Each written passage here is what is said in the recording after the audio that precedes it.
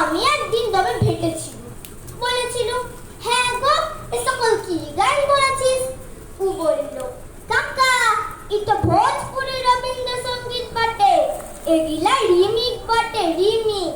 অখন রবীন্দ্রসঙ্গীত গানগুলা লইটন স্টাইলে বলতে হবে, পুরা চিন্তা করতে।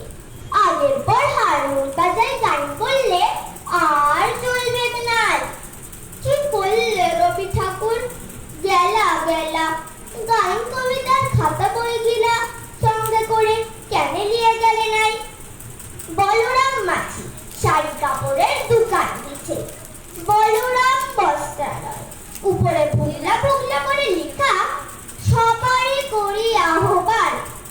হ্যাঁ গো রবি ঠাকুর, একটা কথা বলো দেখি, তুমি কি বলরামের দোকানের কাস্টমার টাইমের লাগে এ সকল লিখেছ?